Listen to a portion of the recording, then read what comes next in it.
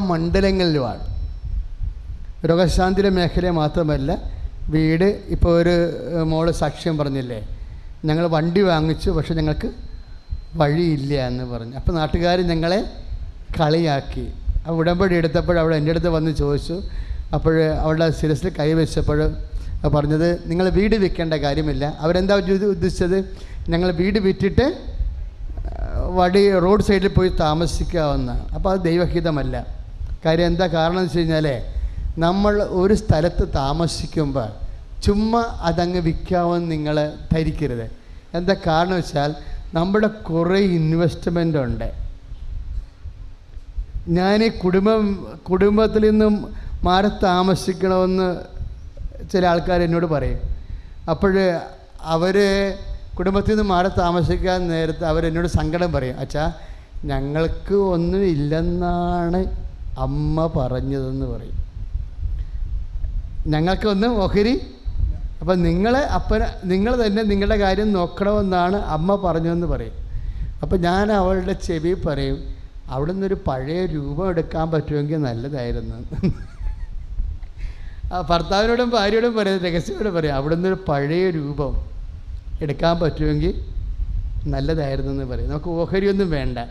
എന്താ കാര്യം, മോസസ് ഗോത്രങ്ങൾക്ക് വേണ്ടി വാഗ്ദാന നാട് പങ്കിട്ടപ്പോൾ ലേവായാന് ഓഹരി കിട്ടിയില്ല.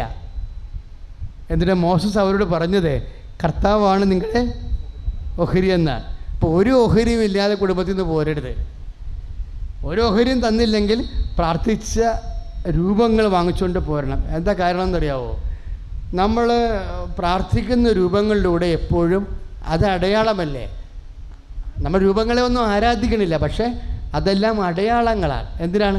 നമ്മുടെ പ്രാർത്ഥന ദൈവത്തെങ്കിലേക്ക് സമർപ്പിക്കാനും ദൈവത്തിൻ്റെ അനുഗ്രഹം നമ്മളിലേക്ക് വരാനുമുള്ള അടയാളമാണ്. ഇപ്പോൾ ഇന്നത്തെ സുവിശേഷം എന്താണ്? മോശ മരുഭൂമിയിലെ സർപ്പത്തെ ഉയർത്തിയതുപോലെ മനുഷ്യപുത്രനും ഉയർത്തപ്പെടണമെന്നാണ് പറഞ്ഞത്. എന്താ കാര്യം? എന്നിട്ട് ഈ സർപ്പദംശനമേറ്റവർ പിത്തള സർപ്പത്തെ നോക്കിയാൽ അത് അടയാളമായിട്ട് ഉയർത്താനാണ് പറഞ്ഞിരിക്കുന്നത്, അല്ലേ? ഇങ്ങനെ ദൈവത്തിൻ്റെയും മനുഷ്യൻ്റെയും ഇടയിൽ ദൈവത്തിൻ്റെ അനുഗ്രഹം സർപ്പദംശനമേറ്റ് മൊഹാലസ്യപ്പെട്ട വ്യക്തികൾക്കും കുടുംബങ്ങൾക്കും ലഭിക്കുന്നതിന് വേണ്ടി അനാദി കാലം മുതൽ ദൈവം അടയാളങ്ങൾ ഉയർത്തിയിട്ടുണ്ട്. അത്തരം അടയാളം, വിശ്വാസത്തിൻ്റെ അടയാളങ്ങളാണ് തിരുസ്വരൂപങ്ങൾ. അതുകൊണ്ട് നിങ്ങൾ ഉടമ്പടി ചെയ്ത് മാറുമ്പോൾ ഒരു രൂപം എടുത്തുകൊണ്ട് പോരാൻ പറയും അവിടുന്ന്. അത് നിങ്ങളുടെ വിശ്വാസത്തിൻ്റെ അവകാശമാണ്. നമുക്ക് ഭൗതികമായ സ്വത്തവകാശം തരാനുള്ള അവസ്ഥ കുടുംബത്തിനില്ല. പക്ഷേ നമ്മുടെ ആത്മീയ അവകാശം നമുക്ക് വാങ്ങിക്കാവുന്നതാണ്. ആത്മീയാവകാശം വാങ്ങിക്കാവുന്നതാണ്. അത് വാങ്ങിച്ചോട്ട് പോകുമ്പോൾ അതിൻ്റെ പണ്ട് ഇതുപോലെ എൻ്റെ അടുത്തൊരു ഭാര്യയും ഭർത്താവ് വന്ന് വളരെ കണ്ണീരോടെ ഒരു കാര്യം പറഞ്ഞു. അച്ഛാ, ഞങ്ങൾ ഉപ്പ് ചിരട്ടയും എടുത്തുകൊണ്ട് ഇറങ്ങണ പോലുള്ള ഇറക്കമാണെന്ന് പറഞ്ഞു.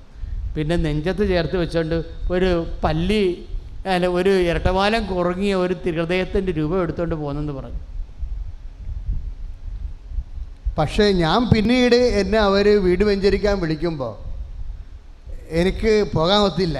ഞാൻ ധ്യാനിപ്പിക്കാൻ പോകുന്നതിൻ്റെ വഴിയിലായിരുന്നു അവരുടെ വീടെന്ന് എനിക്ക് മനസ്സിലായപ്പോൾ ഞാൻ പറഞ്ഞു, ഇത്രാം തീയതി ഇന്ന സ്ഥലത്ത് ധ്യാനമുണ്ട്, ആ വഴി പോകുമ്പോൾ പറ്റുമെങ്കിൽ നിങ്ങളുടെ വീട്ടിൽ കയറാമെന്ന് പറഞ്ഞു. ഞാനങ്ങനെ പറ്റുമെങ്കിൽ കയറിയിട്ട് എനിക്ക് 1 മിനിറ്റ് അവിടെ നിൽക്കാൻ പറ്റുകയുള്ളൂ. കാര്യം അത്ര ടൈറ്റായിട്ടുള്ള അകലമായിരുന്നു ധ്യാനം നടത്തുന്ന സ്ഥലം. 1 മിനിറ്റ് കയറി പ്രാർത്ഥിച്ചിട്ട് ഞാൻ പെട്ടെന്ന് ഇറങ്ങിയപ്പോൾ അവർ പുറകെ വന്ന് വണ്ടിയോളം വന്നിട്ട് പറഞ്ഞു, അച്ഛാ ഒന്ന് മുകളിലൊക്കെ ഒന്ന് കയറിയിട്ട് പോയാൽ മതിയായിരുന്നു. എന്താണ്? കത്ത നോക്ക്, കർത്താവ് തന്നതാണെന്ന് പറഞ്ഞ്. കാര്യം ഞങ്ങളുടെ കയ്യിലൊന്നും ഇല്ലാഞ്ഞില്ല, ഉപ്പ് ചിരട്ട പോലും ഇല്ലായിരുന്നല്ലോ. പിന്നെ എല്ലാം കർത്താവ് തന്നതാണ്. കർത്താവിൻ്റെ കയ്യിലെല്ലാം ഉണ്ട് എന്നെപ്പോഴും എൻ്റെ മക്കൾ മനസ്സിലാക്കണം. നിങ്ങൾ അപ്പൻ്റെയും അമ്മയുടെയും കയ്യിലുണ്ട്, ജ്യേഷ്ഠൻ്റെ കയ്യിലുണ്ടെന്നും പറഞ്ഞ് ഇത്രയും നാൾ അവർ ഞങ്ങൾക്ക് തന്നില്ല, അവർ പാര വെച്ചു, ഇവർ സൂചി വെച്ചു, അവർ കേസ് കൊടുത്തു എന്നും പറഞ്ഞ് ഇങ്ങനെ നടക്കുകയാണ്. അതൊക്കെ അവസാനിപ്പിച്ച് പറഞ്ഞാൽ എന്നെ സൃഷ്ടിച്ചത് എൻ്റെ കർത്താവാണ്, ഇല്ലേ? മക്കബേസിൻ്റെ പുസ്തകത്തിൽ എഴുതിയിരിക്കണ എന്താണ്? അമ്മമാർ 7 മക്കളെ ദൈവത്തിന് കൊടുത്ത അമ്മ പറയണ വാക്കെന്താ? എൻ്റെ മകനെ, നീ എൻ്റെ വയറ്റിൽ ഉയരുവായെന്നുള്ളത് സത്യമാണ്. പിന്നെ കണ്ണെപ്പോഴാണ് ഉണ്ടായത്? കാലെപ്പോഴാണ് ഉണ്ടായത്, കയ്യെപ്പോഴാണ് ഉണ്ടായതെന്ന് എനിക്കറിയില്ല. അതെല്ലാം കർത്താവ് ഉണ്ടാക്കിയതാണെന്ന്. നമ്മൾ ആര് ജനിപ്പിച്ചാലും അടിസ്ഥാനപരമായിട്ട് നമ്മളെ ജനിപ്പിക്കുന്നത് ആരാണ്? നമ്മുടെ ദൈവമാണ്. കർത്താവിൻ്റെ കൈ മുട്ടാത്തുള്ള കാര്യം. സങ്കീർത്തനം എന്താ പറയണത്? കർത്താവിൻ്റെ ഇടയനാകുന്നു, എനിക്കൊന്നിനും മുട്ടുണ്ടാവുകയില്ല. കൈ അടിച്ച് കർത്താവ്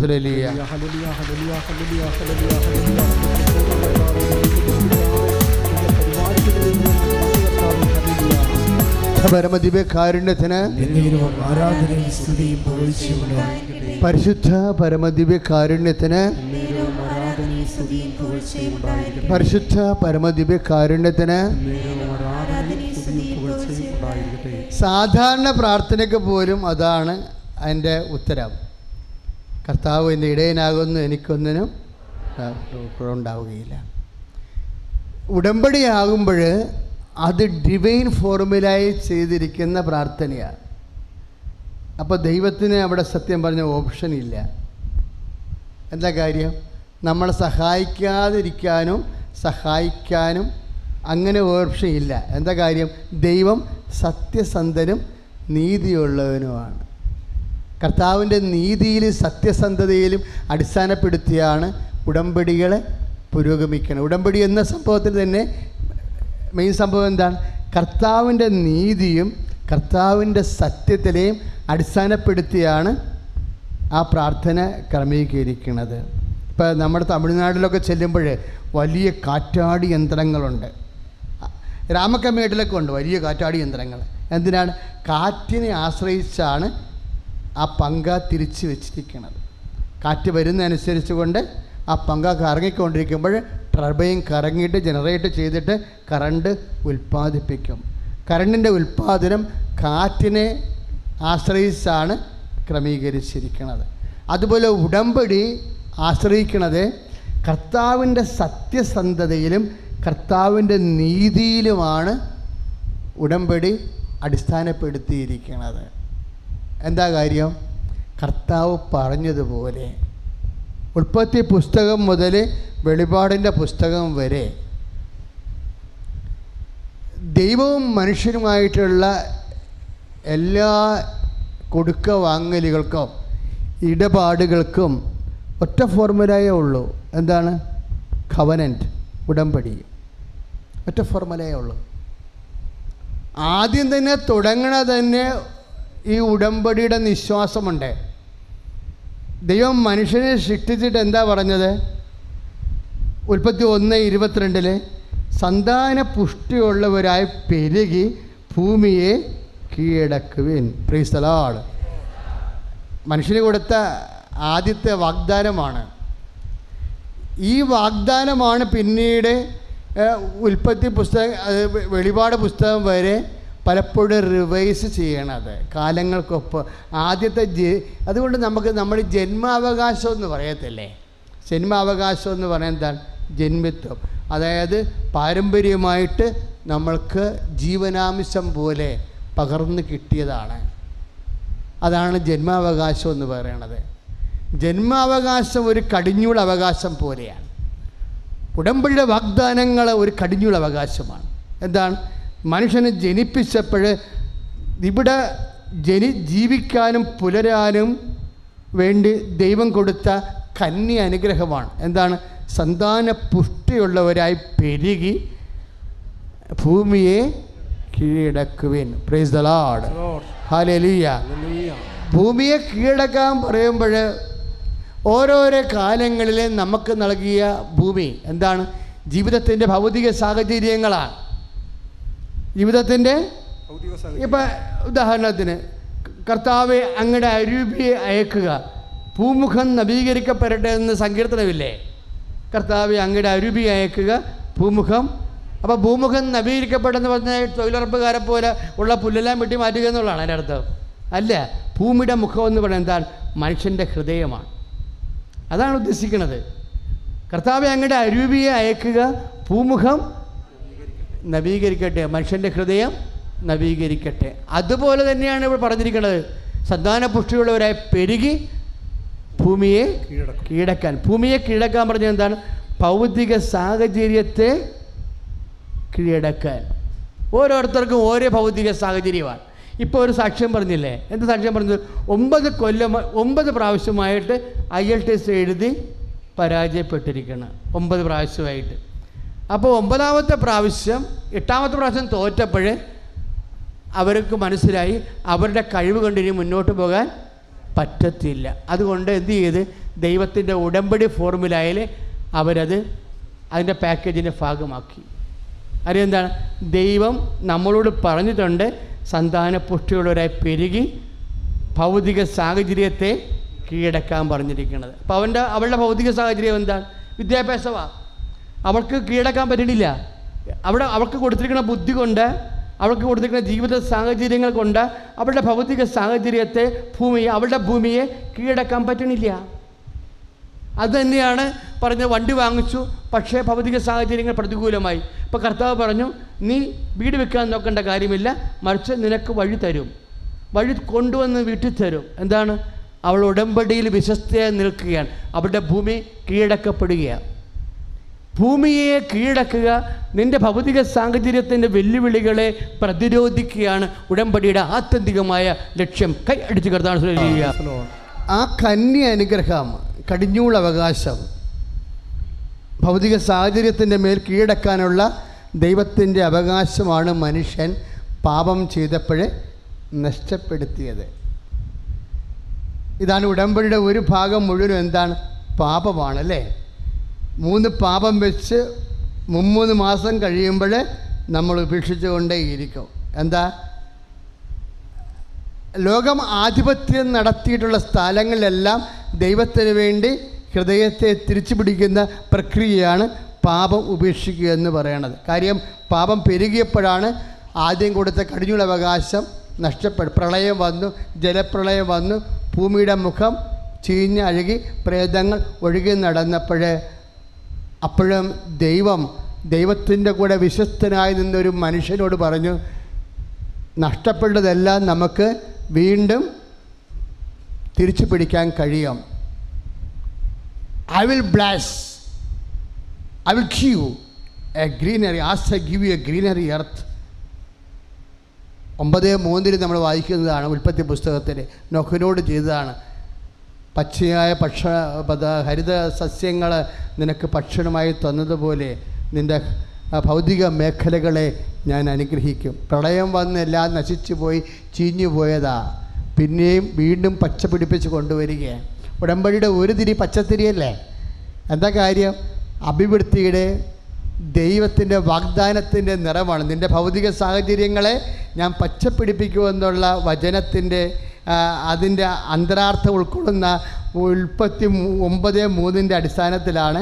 നഷ്ടപ്പെടുന്നത് കടമാണ്.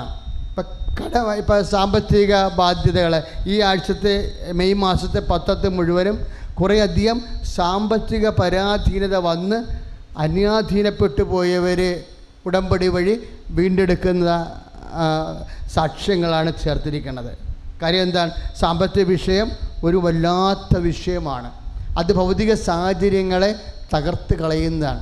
അപ്പോൾ സാമ്പത്തിക വിഷയങ്ങളെ എല്ലാം നഷ്ടപ്പെട്ടതെല്ലാം പുനരുദ്ധരിക്കുന്നതിന് വേണ്ടിയുള്ളത് നമ്മുടെ ഭൗതിക സാഹചര്യങ്ങളെ തിരിച്ചു പിടിക്കുന്നത് ഉടമ്പടിയുടെ ഒരു പ്രധാനപ്പെട്ട വിഷയമാണ്. എബ്രാഹുമായിട്ടും ദൈവം ചെയ്യുന്നത് എന്താണ്? സന്താനം തന്നെയാണ് ചെയ്തിരിക്കുന്നത്. സന്താനവും സന്താനത്തിൻ്റെ അഭിവൃദ്ധിയും. എബ്രാഹത്തിനോട് ദൈവം എന്താ പറയണത്? ഈ ഞാൻ ചൂണ്ടിക്കാണിക്കുന്ന ദേശമൊക്കെ നിനക്ക് നിൻ്റെ സന്തതികൾക്കുമായി ഞാൻ അവകാശമായി നൽകും. ദേശമുണ്ട്, അതിൻ്റെ അകത്ത് ഭൗതിക സാഹചര്യം ഉണ്ടാവും. ഈ ഭൗതിക സാഹചര്യം അനുഭവിക്കുന്നത് ആരാണ്? നമുക്ക് ശേഷം നമ്മളുടെ സന്താനങ്ങളാണ്. അതാണ് ഉടമ്പടി 2 ഘട്ടങ്ങൾ വരണത്. മനുഷ്യരും ഭൗതിക സാഹചര്യങ്ങളാണ്. അപ്പോഴും ദൈവം പറഞ്ഞ് എബ്രാഹാം വളരെ കർശനമായിട്ട് പറഞ്ഞു, അതായത് എനിക്ക് നീ തരുന്ന സമ്പത്തും സാഹചര്യങ്ങളും എൻ്റെ മകൻ തന്നെ അനുഭവിക്കാൻ എൻ്റെ രക്തത്തിൽ എനിക്ക് മകനെ തന്നെ വരണമെന്ന് പറഞ്ഞ്. തരണമെന്ന് നിർബന്ധം പിടിച്ചില്ല, നീ തന്നില്ലല്ലോ എന്നാണ് സങ്കടപ്പെട്ടത്. അപ്പോൾ ദൈവം പറഞ്ഞു, നിൻ്റെ രക്തത്തിൽ തന്നെ നിനക്ക് എലിയാസർ, ഡമാസസ്കാരൻ എലിയാസർ നിൻ്റെ അധ്വാനം ഭക്ഷിക്കത്തില്ല, നിനക്ക് നിൻ്റെ സ്വന്തം കുഞ്ഞിനെ ഞാൻ നൽകും. സ്വന്തം കുഞ്ഞ് എപ്പോഴും ദൈവത്തിൻ്റെ ഒരു വിഷയമാണ്. സ്വന്തം എന്ന് പറയണത്. അതുകൊണ്ട് അച്ഛൻ എപ്പോഴും അതായത് സ്വന്തം എന്ന് പറയുന്നത് കാര്യം ആദ്യമേ തന്നെ ദൈവം കൊടുക്കുന്ന അനുഗ്രഹം സ്വന്തമായ അനുഗ്രഹമാണ്. അതുകൊണ്ടാണ് അനുഗ്രഹം നഷ്ടപ്പെടുമ്പോൾ ആ നഷ്ടപ്പെട്ട അനുഗ്രഹം തിരിച്ചു പിടിക്കാൻ വേണ്ടി ഈജിപ്തുകാരുടെ കൂട്ടത്തിൽ നിന്ന് വേണമെങ്കിൽ ഈജിപ്തിൽ ഇസ്രയേലിന് ഒരു സ്ഥലം നിശ്ചയിച്ച് കൊടുത്തിട്ട് അവിടെ അവരെ താമസിപ്പിച്ചാൽ മതിയായിരുന്നു. അങ്ങനെയല്ല, തൻ്റെ വചനം കേൾക്കുന്നവരെ, തൻ്റെ വാക്ക് വിശ്വസിച്ച് ജീവിക്കുന്നവരെ, തന്നോട് ഉടമ്പടിയുള്ളവരെ, ഉടമ്പടി സമൂഹമായിട്ട് വിശ്വാസത്തിൻ്റെ അവസാന പുരോഗതി വരെ അറിഞ്ഞ് ദൈവത്തിൻ്റെ സ്വന്തം ജനമായി ജീവിക്കണമെന്ന് ദൈവത്തിൻ്റെ മനസ്സാണ്. അതുകൊണ്ടാണ് ഉടമ്പടി ചെയ്യുമ്പോൾ നമ്മൾ ദൈവത്തിൻ്റെ സ്വന്തമായി മാറും. എന്താ കാര്യം എന്നാ? അതുകൊണ്ടാണ് മോശസ് ദൈവത്തോട് പറയുന്നത്, കർത്താവേ, അങ്ങയുടെ സ്വന്തം ജനത്തെ അങ്ങ് ഓർക്കണമേ എന്നോ. 33:14 വായിക്കുമ്പോൾ സ്വന്തം എന്നുള്ള വാക്കാണ് ഉപയോഗിക്കുന്നത്. അങ്ങയുടെ സ്വന്തം ജനത്തെ അങ്ങ് അനുസ്മരിക്കണം. പുറപ്പാട്, അങ്ങയുടെ സ്വന്തം ജനത്തെ അങ്ങ് അനുസ്മരിക്കണമേ എന്നാണ്. ഉടമ്പടി ചെയ്യുന്ന ഓരോ മകനും മകളും ഓർക്കണം, ഇതുവഴി ഞാൻ ദൈവത്തിൻ്റെ സ്വന്തമായി തീരുകയാണ്. ദൈവത്തിൻ്റെ സ്വന്തമായി തീരുമ്പോൾ നമ്മൾക്ക് എന്താണ് വരണത്? സാന്നിധ്യം വരും. ദൈവത്തിൻ്റെ സാന്നിധ്യം വരും. അതുകൊണ്ടാണ് ദൈവം ഉടനെ ആ വാക്ക് മോശസ് പ്രാർത്ഥനയിൽ ഉപയോഗിച്ചപ്പോഴാണ് ദൈവം പറഞ്ഞത്, നിങ്ങൾ എൻ്റെ സ്വന്തമാണ്, അതുകൊണ്ട് തന്നെ ഞാൻ നിങ്ങളുടെ കൂടെ വരും എന്ന് പറയണത്. ദൈവം സ്വന്തമായത് കൊണ്ടാണ് കൂടെ വരണത്.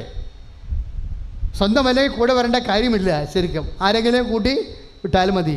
സ്വന്തമായത് കൊണ്ടാണ്. പക്ഷെ ദൈവം നിങ്ങൾ ഉടമ്പടി ചെയ്യുമ്പോൾ നിങ്ങൾ ദൈവത്തിൻ്റെ സ്വന്തമാണെന്ന് ദൈവത്തിന് തോന്നണം. അതുകൊണ്ടാണ് ഞങ്ങൾ ഉടമ്പടിയുടെ കാര്യത്തിൽ കർക്കശം പാലിക്കണത്. ഇപ്പോൾ പുറപ്പാടിൻ്റെ 33, 13, 14, 15, 16 തിരുവചനങ്ങൾ വായിക്കുമ്പോൾ I will come with you, ഞാൻ നിങ്ങളുടെ കൂടെ വരും. കാര്യം എന്താണ്? നിങ്ങൾ എൻ്റെ സ്വന്തമാണ്. അപ്പോൾ നിങ്ങളുടെ മനസ്സിലുണ്ടാകും സ്വന്തമാകാം. 3 മാസത്തേക്ക് സ്വന്തമായാൽ മതിയല്ല. അത് കഴിഞ്ഞ് നിങ്ങൾക്കറിയാമല്ല, ഭർത്താവിരിക്കേണ്ട പാട്ട് ഭർത്താവിരുന്നില്ലെങ്കിൽ പട്ടി കയറിയിരിക്കുമെന്ന്, അല്ലേ? അതൊരു പഴഞ്ചല്ല. അതുപോലെ ദൈവത്തെ ഇരുത്തേണ്ട പാട്ട് ദൈവം ഇരുന്നില്ലെങ്കിൽ അത് ബ്ലാങ്കൊന്നും ആകത്തില്ല, പിശാച് കയറിയിരിക്കും. അതുകൊണ്ട് നിങ്ങൾ 3 മാസത്തേക്ക് സ്വന്തവും 3 മാസം കഴിയുമ്പോൾ പിന്നെ ദൈവത്തിൻ്റെ സ്വന്തമല്ലാതെ ആയിരിക്കുകയും ചെയ്താൽ ദൈവത്തിനറിയാൻ നേരത്തെ നിങ്ങൾ കാര്യം കാണാൻ വേണ്ടി IELTS പാസ്സാക്കാൻ വേണ്ടി തൽക്കാലത്തേക്കുള്ള പ്രാർത്ഥനയും ഉപവാസമൊക്കെയാണ്. അത് കഴിയുമ്പോൾ പഴയ ചുറ്റിക്കളിയൊക്കെ തുടങ്ങുമെന്ന് അറിയാം. കലാപരിപാടിയൊക്കെ കയ്യിലുണ്ടല്ലോ, അതെടുക്കും, പുറത്തെടുക്കും. അതെപ്പോഴും നമ്മൾ ശ്രദ്ധിച്ചേക്കണം. ദൈവത്തോട് ഉടമ്പടി ചെയ്യുമ്പോൾ നിങ്ങൾ തന്നെ ഓർക്കണം, ദൈവത്തിൻ്റെ സ്വന്തമാവുകയാണ്. ദൈവത്തിൻ്റെ സാന്നിധ്യം എൻ്റെ കൂടെ ഉണ്ടാകും. കാര്യം കാണാൻ വേണ്ടി കർത്താവിൻ്റെ കൂടെ നിർത്തുകയും കാര്യം കണ്ടു കഴിയുമ്പോൾ ഗുഡ് ബൈ പറഞ്ഞിട്ട് നീ സാത്താൻ്റെ പുറകെ പോവുകയും ചെയ്താൽ നീ അവിശ്വസ്തയാണ്. അവിശ്വസ്തത എന്ന് പറയുമ്പോൾ അവിശ്വസ്തരുടെ ഓഹരിയായിരിക്കും. ഇതാണ് 2ാമത്തെ മരണം എന്ന് പറഞ്ഞിട്ട്, തീത്തടാകം എന്ന് പറഞ്ഞിട്ട് പറയും അവിശ്വസ്തരുടെ ഓഹരിയായിരിക്കും അവർക്ക് ലഭിക്കുകയെന്ന്. അപ്പോൾ അവിശ്വസ്തരുടെ ഓഹരി എന്ന് പറയുമ്പോൾ സാധാരണ നിലയിൽ പോകത്തില്ല. അതുകൊണ്ട് അവിശ്വസ്തത കാണിക്കാതിരിക്കാൻ വേണ്ടി കർത്താവിനോട് പ്രാർത്ഥിക്കുക. കർത്താവായ ദൈവമേ, ഉടമ്പടി വിഷയങ്ങളിൽ ഭൗതിക സാഹചര്യങ്ങളെ മെച്ചപ്പെടുത്തി എടുത്തിട്ട് നിന്നെ ഉപേക്ഷിക്കുന്ന കാപട്യം കാണിക്കാതെ വെളിപ്പാടിന്റെ പുസ്തകത്തിലെ അവിശ്വസ്തരുടെ ഓഹരി അവകാശമാക്കുന്ന ഹതഭാഗ്യരാകാതെ ഈശോ ഞങ്ങളെ വിശ്വാസത്തിലെ വിശ്വസ്തതയില് നിലനിർത്തണമേ. നിത്യതയോളം അങ്ങയുടെ കൂടെ സഞ്ചരിക്കുവാൻ ഞങ്ങളെ സഹായിക്കണമേ. സ്തുതിയുടെ ഹല്ലേലൂയ, ഹല്ലേലൂയ, ഹല്ലേലൂയ. ഈ ഉടമ്പടി വചനങ്ങളെ ഇപ്പം ദൈവത്തിൻ്റെ വാഗ്ദാനം എന്താണ്? ഞാൻ തന്നെ നിങ്ങളുടെ കൂടെ വരും. ആ ഞാൻ നിങ്ങളുടെ കൂടെ വരും എന്ന് പറഞ്ഞിട്ടുള്ള വാഗ്ദാനങ്ങളെ അനുസ്മരിക്കാൻ വേണ്ടിയാണ് ഉടമ്പടി കാശുരൂപം ബ്ലസ് ചെയ്ത് തന്നിരിക്കുന്നത്. അതെപ്പോഴും നമ്മൾ ശ്രദ്ധിക്കണം. അതാരും കൈമോശം വരികയോ കൈമാറ്റം ചെയ്യുകയോ ചെയ്യരുത്. ഉടമ്പടി കാശുരൂപം വേറെ എത്ര കാശുരൂപം വേണമെങ്കിലും വ്യഞ്ചരിച്ചത് ഇവിടുന്ന് കിട്ടും.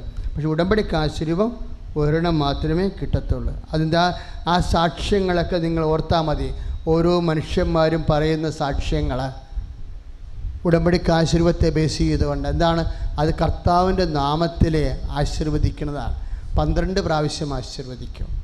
12 സ്ത്രീഹന്മാരുടെ മധ്യസ്ഥതയിലാണ് 12 പ്രാവശ്യം പൗരോഹിത്യ വിധിപ്രകാരം അത് ആശീർവദിക്കുന്നത്.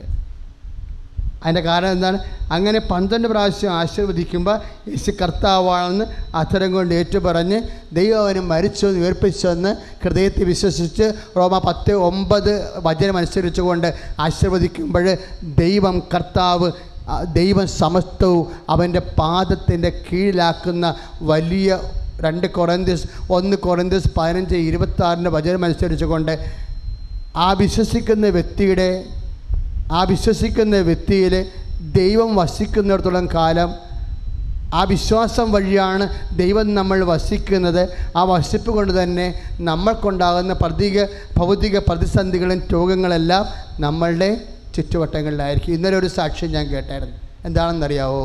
ഇന്നും അതുപോലൊരു സാക്ഷ്യം കേട്ട്, നാക്കിൽ ക്യാൻസറാണെന്നാണ് ഡോക്ടർ പറഞ്ഞത്. അപ്പോൾ മോള് നിന്ന് കരയുക. അവൾ ആദ്യം അപ്പൻ്റെ നാക്കിൽ ക്യാൻസർ, അപ്പം അപ്പനെയും കൂട്ടിയാണ് ആശുപത്രി വിട്ടപ്പോൾ അവൾക്ക് പോകാൻ സങ്കടമായതുകൊണ്ട് അവൾ പോയില്ല. അവൾ പോകാതെ അനിയനെ കൂട്ടി വിട്ട്. പക്ഷേ മരുന്ന് കഴിച്ചിട്ടും ആൻറ്റിബയോട്ടിക്സ് എടുത്തിട്ടും നാക്കിലെ ഇതിങ്ങനെ പൊങ്ങി വരുന്ന കാരണം അവൾക്ക് പേടിയായി. അപ്പം അതുകൊണ്ട് അവൾ പിന്നെ അപ്പൻ്റെ കൂടെ ആശുപത്രി പോയി ഡോക്ടറിനോട് പ്രൈവറ്റായിട്ട് സംസാരിക്കും. അപ്പോൾ പ്രൈവറ്റായിട്ട് സംസാരിക്കുമ്പോൾ ഡോക്ടർ ഇത് മൊത്തമായിട്ട് ഡയഗ്നോസ് ചെയ്യാത്ത കാരണം ഉറപ്പിച്ച് പറഞ്ഞാൽ ചിലപ്പോൾ ഇവൾ ബോധം കെട്ട് വീഴും. അതുകൊണ്ട് ന്യൂട്രലായിട്ടാണ് ഡോക്ടർ പറയണത്. പക്ഷെ അപ്പന് കാര്യം മനസ്സിലായി. അപ്പം വണ്ടി കയറിയ സമയത്ത് പറഞ്ഞു, മകളെ അപ്പൻ്റെ നാക്ക് മുറിച്ച് മാറ്റേണ്ടി വരുമായിരിക്കും അല്ലേ? അപ്പം ഇവിടെ കരഞ്ഞുകൊണ്ട് പറയും, ഇല്ലപ്പ എന്ന് പറയും. എന്നിട്ട് വന്ന് മാതാവിൻ്റെ മുമ്പിൽ ഉടമ്പടി ചെയ്തേച്ച് മാതാവിൻ്റെ മുമ്പിൽ കണ്ണീരോടെ എൻ്റെ അപ്പൻ്റെ നാക്ക് മുറിക്കല്ലേ കർത്താവ്. ഉടമ്പടി തൈലവും തേനും കൂടി കൂട്ടി വിശ്വാസ പ്രമാണം ചെല്ലും. ഉടമ്പടി തൈലവും തേനും കൂടി കൂട്ടിയിട്ട് വിശ്വാസ പ്രമാണം ചൊല്ലിയിട്ട് അപ്പനെ നാക്കിയിൽ ആ പരുവിൽ വെച്ച് കൊടുക്കും. രാവിലെ എഴുന്നേറ്റ് നോക്കുമ്പോൾ ഒരു വെള്ളപ്പാട് മാത്രമേ ഉള്ളൂ അവിടെ.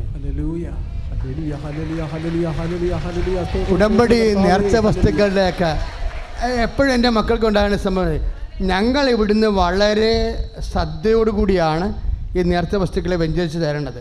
പക്ഷെ പകുതി നിങ്ങളുടെ കയ്യിലായിരിക്കണത്. എന്താ കാര്യം എന്നറിയാവോ? നിങ്ങൾ ഈ പവർ ആക്ടിവേറ്റ് ചെയ്യണം. നമ്മൾ രക്ഷ പ്രാപിക്കുകയല്ലേ ചെയ്യണത്.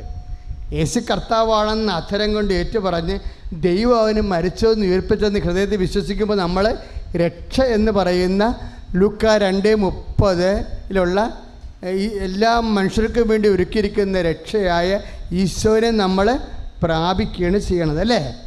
ഈശോനെ നമ്മുടെ ശരീരത്തിലേക്ക് പ്രാപിച്ചാൽ സൗഖ്യമായി മാറും. ഈശോനെ നമ്മുടെ ജീവിത മണ്ഡലങ്ങളിലേക്ക് വ്യാപിച്ചാൽ അനുഗ്രഹമായി മാറും.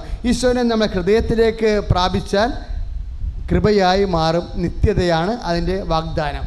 ഇങ്ങനെ ഇതിൻ്റെ എല്ലാ ഫോർമുലയും നമ്മൾ അറിയണം. ഓരോ വചനങ്ങൾക്കും ഇപ്പം നമ്മൾ രക്ഷ എന്ന് പറയുന്നത് ഈശോനെ നമ്മൾ പ്രാപിക്കുകയാണ് ചെയ്യണത്. അതാണ് പൗലോസ് 10:9 പറയണത്. യേശു കർത്താവാണെന്ന് അധരം കൊണ്ട് ഏറ്റു പറയണം. അധരം കൊണ്ട് യേശു കർത്താവാണെന്ന് ഏറ്റു പറയുന്ന അനുസരിച്ച് കൊണ്ട് ദൈവം അവനെ മരിച്ചവരെന്ന് ഉയർപ്പിച്ചെന്ന് ഹൃദയത്തിൽ വിശ്വസിക്കണം. അപ്പോഴാണ് രക്ഷ പ്രാപിക്കണത്.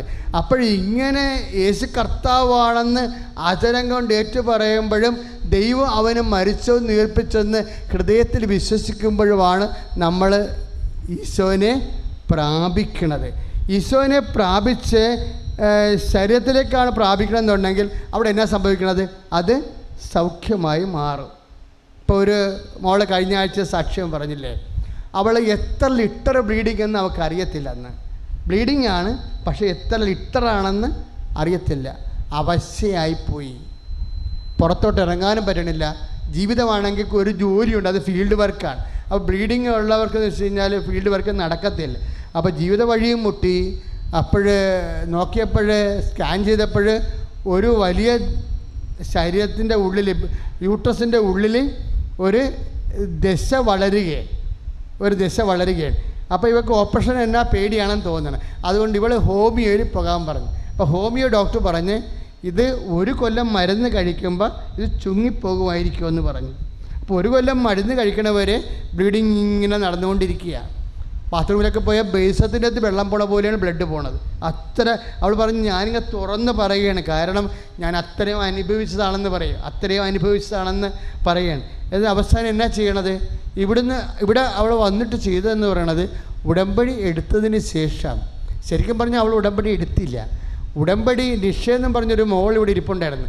അവൾ ഉടമ്പടി എടുത്തിട്ട് ഇവർ കൂട്ടുകാരത്തിയോ ബന്ധുവോ ആണ്, ഇവരുടെ ജീവിതം ഇങ്ങനെ തകരണ കണ്ടിട്ട് അവൾക്ക് ഇവിടെ ഒന്നും ഉടമ്പടിയോ ബസ്സിൽ യാത്ര ചെയ്യാനോ ഒന്നും പറ്റത്തില്ല, അത്ര ബ്ലീഡിങ്ങാണ്. അത് കാരണം ഇവിടെ എന്നാ ചെയ്ത്, ഉടമ്പടി തൈലം കൊണ്ടുപോയി അടിവയറ്റിൽ ഒരു കുരിശിട്ട്. നിഷ എന്ന് പറയുന്ന ഇവിടുത്തെ ഒരു പ്രവർത്തകയാണ്.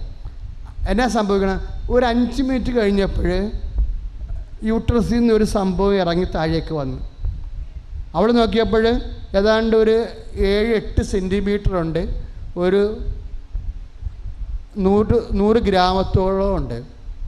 ഒരു മാംസപിണ്ടാണ് ഇറങ്ങി വന്നത്. ഹസ്ബൻഡിനെ വിളിച്ച് കാണിച്ചു. അപ്പോൾ കുറച്ച് ആശ്വാസമായി. പിന്നെ എന്ത് ചെയ്ത്, നിഷ പിറ്റേ ദിവസം പോയിട്ട് വ്യഞ്ചരിച്ചൊരു കാശുരൂപം അവൾക്ക് കൊടുത്ത്. അവൾ പറയണത്, ഞാനത് ഭക്തിയോടുകൂടി, തലേ ദിവസത്തെ എക്സ്പീരിയൻസ് ഉണ്ടായത് കാരണം ഭക്തിയോടുകൂടി ഞാനത് നെഞ്ചത്ത് വെച്ച് കഴുത്തെ കെട്ടി വെച്ചെന്നു. അപ്പോഴും ബാത്റൂമിൽ പോകാൻ തോന്നി. അപ്പോഴുണ്ട് ബാത്റൂമിൽ ചെന്നപ്പോഴുണ്ട് വേറെ ഒരു കഷ്ണം ഇറങ്ങിപ്പോയെന്ന്. ഇതെല്ലാം നടക്കുന്നത് അപ്പോൾ ഒരു 6 മാസം ബ്ലീഡിങ് ആയിട്ടുള്ള സഹോദരിയാണ്. ഓരോരുത്തർ എത്താതെ എന്ത് ചെയ്യണമെന്ന് അറിയാൻ പാടില്ലാതെ ഇരിക്കുമ്പോഴാണ് ഈ ഒരു സംഭവം നടക്കുന്നത്. അതായത് നമ്മൾക്ക് വിശ്വാസമുണ്ടെങ്കിൽ നമ്മളുടെ വിശ്വാസത്തെ ദൈവം മാനിക്കും. ഇപ്പം അത് അനുഭവിക്കേണ്ട രോഗിക്ക് വിശ്വാസം ഉണ്ടായാലും ഇല്ലെങ്കിലും നമ്മൾക്ക് വിശ്വാസം ഉണ്ടെങ്കിൽ നമ്മളുടെ വിശ്വാസത്തിൽ, അതുകൊണ്ട് ഈശോ പറയും 9:2 തളവാരോഗീനെ കട്ടിലോടുകൂടി താഴേക്ക് കെട്ടിയിറക്കുമ്പോൾ കർത്താവ് മേലോട്ട് നോക്കിയിട്ട് പറയും, ആ കെട്ടിയിറക്കുന്നവരുടെ വിശ്വാസം കണ്ട് അവൻ തളവാരോഗിയോട് പറഞ്ഞു, നിൻ്റെ പാപങ്ങൾ ക്ഷമിക്കപ്പെട്ടിരിക്കുന്നു, എഴുന്നേറ്റ് നടക്കാൻ പറഞ്ഞു. അപ്പോൾ ആരുടെ വിശ്വാസമാണ് കണ്ടത്? കെട്ടിയിറക്കുന്നവരുടെ വിശ്വാസമാണ് കണ്ടത്. ഉടമ്പടി ചെയ്ത വ്യക്തികൾക്ക് നേരിട്ട് ചെയ്യാൻ പറ്റും, കൊടുത്തു വിടാതിരുന്നാൽ മതി. നേർച്ച വസ്തുക്കൾ ഉടമ്പടി ചെയ്ത വ്യക്തികൾക്ക് നേരിട്ട് പോയി ചെയ്യാം, അല്ലാതെ ആടത്തും കൊടുത്തു വിടരുത്. അത് മണ്ടത്തരമാണ്. കാര്യം നമ്മളുടെ വിശ്വാസത്തിലാണ് പിന്നെ ദൈവം മാനിക്കത്തുള്ളൂ. അതുകൊണ്ട് ആ നേർച്ച വസ്തുക്കൾ ഉപയോഗിക്കുമ്പോൾ ആ നേർച്ച വസ്തുക്കൾ എന്തുമാത്രം ആഴമായിട്ട് നമ്മൾ വിശുദ്ധ വചനങ്ങളെ വിശ്വസിക്കാൻ നമ്മളെല്ലാ ദിവസവും ഉണ്ടല്ലോ, ഈ വിശ്വാസം എപ്പോഴും മെയിൻറ്റെയിൻ ചെയ്യണം. ഇപ്പം ഞങ്ങൾ നിങ്ങൾക്ക് പ്രേക്ഷിത പ്രവർത്തനം തരണില്ലേ? പ്രേക്ഷിത പ്രവർത്തനം എന്താണ്? വെയിലും കൊണ്ട് നടന്ന് കർത്താവിനെ അറിയാത്തവരെ അറിയിക്കണം, അറിഞ്ഞവരെ ആഴപ്പെടുത്തണം. അപ്പോൾ ആ ചേച്ചി ഇന്ന് സാക്ഷ്യം പറഞ്ഞില്ലേ, ഞാൻ വാഴക്കാലായി ഇന്ന് എറണാകുളത്ത് നിന്ന് വരുന്ന വഴിക്കെല്ലാം പത്രം കൊടുത്ത് പോരും. എന്നിട്ട് അവരോട് പറയും, നിങ്ങളെ ഈ പത്രം സഹായിക്കും. എന്തിനു സഹായിക്കും? കർത്താവിനെ കാണാൻ സഹായിക്കും. ഇന്ന് സാക്ഷ്യം പറഞ്ഞ എല്ലാവരും തന്നെ പത്രത്തെക്കുറിച്ചാണ് പറഞ്ഞത്. അപ്പോൾ പത്രം എന്തുമാത്രം വലിയ പ്രേക്ഷിത പ്രവർത്തനമാണ് നടന്നുകൊണ്ടിരിക്കുന്നത്. ഒരു കുഞ്ഞെന്നാ പറഞ്ഞത്, എനിക്ക് തോക്കുമെന്ന് ആൻസിയെന്ന് പറഞ്ഞപ്പോൾ സാക്ഷ്യം പറഞ്ഞില്ലേ, എനിക്ക് തോക്കുമെന്ന് ഉറപ്പായപ്പോൾ ഞാൻ ഫിസിക്കലിന് പോയത് എന്താ, എങ്ങാനും TB ഉണ്ടാകുമോ, TB ഉണ്ടാകുകയാണെങ്കിൽ TBയുടെ സൂചന ഉണ്ട്, TB ഉണ്ടാകുകയാണെങ്കിൽ പിന്നെ ഒരു രാജ്യത്തും എനിക്ക് പ്രവേശിക്കാൻ പറ്റത്തില്ല. അതുകൊണ്ട് എൻ്റെ അമ്മ പത്രം കരിച്ച് കലക്കി എന്നെ കുടിപ്പിച്ചെന്ന്. ഞങ്ങളത് പ്രൊമോട്ട് ചെയ്യണില്ല, അത് അവരുടെ സ്വന്തമായിട്ട് അവർ ചെയ്ത വിശ്വാസ കാര്യങ്ങളാണ്, അതൊന്നും ഇവിടുന്ന് പ്രൊമോട്ട് ചെയ്യത്തില്ല. എന്നാലും അവരുടെ ഒരു വിശ്വാസമാണ്. എന്താണ്? അമ്മയുടെ പത്രമാണ്, അമ്മയുടെ പേരിൽ 12 തവണയാണ് ഞങ്ങളിത് വെഞ്ചരിക്കണത്. തുടങ്ങണ സമയം ഒരു വെഞ്ചരിപ്പ് തുടങ്ങും, നിങ്ങളുടെ കയ്യിൽ എത്തണമെങ്കിലും 12 പ്രാവശ്യം അത് വെഞ്ചരിച്ചിരിക്കും. കാര്യം എന്താ? ഇതിൻ്റെ ഉദ്ദേശമെന്ന് പറയണത് നിങ്ങൾ അരച്ച് കലച്ച് കുടിക്കാൻ വേണ്ടിയൊന്നുമല്ല. ഇതൊന്നും കൃപാസനത്തിന് ബാധ്യതയുമില്ല. വിശ്വാസമില്ലാത്തൊക്കെ വല്ലതും കുടിച്ച് കിടന്ന് വല്ല വിഷമം പിടിച്ച് ആശുപത്രിക്കായപ്പോൾ ഞങ്ങൾ കൃപാസനത്തിന് പറഞ്ഞിട്ടാണ് പത്രം അരച്ച് കുടിച്ചതെന്ന് പറഞ്ഞ് ഞങ്ങളെ ഏക്കത്തില്ല. ഞങ്ങളത് പ്രൊമോട്ട് ചെയ്തിട്ടില്ല ഇവിടെ. ഓരോരുത്തർക്കും വ്യക്തിപരമായിട്ട് ചില ആന്തരികമായിട്ടുള്ള ബോധ്യങ്ങൾ ദൈവം കൊടുക്കുകയാണെങ്കിൽ അവരും ദൈവവും തമ്മിലുള്ള വിഷയമാണത്. അത് അവരും ദൈവവും തമ്മിലുള്ള വിശ്വാസത്തിൻ്റെ കാര്യമാണ്. അതിൽ ഞങ്ങൾക്ക് അത് ഇങ്ങനെയൊക്കെ പറയുമ്പോൾ ഞങ്ങളും അത് ഏറ്റു പറയും. കാര്യം എന്നാൽ കർത്താവ് ചെയ്ത കാര്യങ്ങളല്ലേ. പക്ഷേ സ്കാൻ ചെയ്ത് നോക്കിയപ്പോഴുണ്ട് ആ TBയുടെ പാടുകളും ഇന്നും ഇല്ല. അതവരും സാക്ഷ്യം പറഞ്ഞതാണ്. അപ്പോൾ നേർച്ച വസ്തുക്കളെല്ലാം നമ്മൾ എന്തെങ്കിലും കാണിച്ചു വിടുകയല്ല, വളരെ ശക്തമായ രീതിയിൽ പ്രാർത്ഥിച്ചാണ് നിങ്ങൾക്ക് തരണത്. നിങ്ങളുടേക്കെന്ന് വരേണ്ട വിഷയം എന്താണ്? ഉടമ്പടി പ്രകാരമാണ് നിങ്ങൾ അതിനെ വിശ്വസിക്കണത്. ഇപ്പോൾ പത്രം വാങ്ങിക്കുന്നവരും കൊടുക്കുന്നവരും എന്താ ചെയ്യണത്? യേശു കർത്താവാണെന്ന് അധരം കൊണ്ട് ഏറ്റുപറയുകയാണ് പത്രം കൊടുക്കുമ്പോൾ. നാട്ടുകാരും വീട്ടുകാരും തോന്നിവാസം പറഞ്ഞാലും നിങ്ങൾ പറയും യേശു കർത്താവാണ്. ഞാൻ വഴി ഈ ജന്മത്തിനുള്ളിൽ കർത്താവിനെ അനേകം പേര് അറിയണം. കർത്താവിനെ അറിയാൻ ഞാൻ ഒരു നിമിത്തമാകും, ഞാനൊരു ഉപകരണമാകും. അതെന്താണ്? വിശ്വാസത്തിൻ്റെ പ്രവൃത്തിയാണ്. അപ്പം വാഴക്കാല മുതൽ ടൗൺ വരെ പത്രം കൊടുത്തു എന്ന് പറയുമ്പോൾ അത് വിശ്വാസത്തിൻ്റെ പ്രവൃത്തിയാണ്. അവരെ ആരാണ്ടൊക്കെ ഉപദ്രവിക്കാൻ തോന്നിവാസമൊക്കെ പറഞ്ഞെന്ന് പറഞ്ഞ് അവരതൊന്നും മൈൻഡ് ചെയ്തില്ല. അതൊന്ന് കാര്യം ഇങ്ങനെയുള്ള വിഷയങ്ങളൊക്കെ ഇപ്പോൾ തുടങ്ങിയതല്ല, വർഷങ്ങളായിട്ട്. നീ തനി വിശ്വാസിയാണെങ്കിൽ ഒരാക്ഷേപവും ഒന്നും ഏക്കത്തില്ല. കാര്യം എന്താ?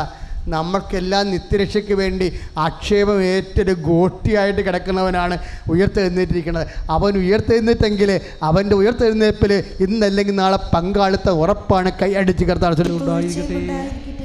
നമ്മൾ ഉടമ്പടിയുടെ നേർച്ച വസ്തുക്കളുടെ പവർ ആക്ടിവേഷനെ കുറിച്ചാണ് ഇത്രയും നേരം നമ്മൾ ധ്യാനിച്ചുകൊണ്ടിരുന്നത്. പക്ഷേ ഉടമ്പടി മർമ്മം എന്താണെന്ന് എൻ്റെ മക്കൾ ഉടമ്പടി ചെയ്യാത്തവരും പ്രത്യേകം കേൾക്കണം. എന്തുകൊണ്ടാണ് ഇത്രയും വലിയ സംഭവങ്ങൾ?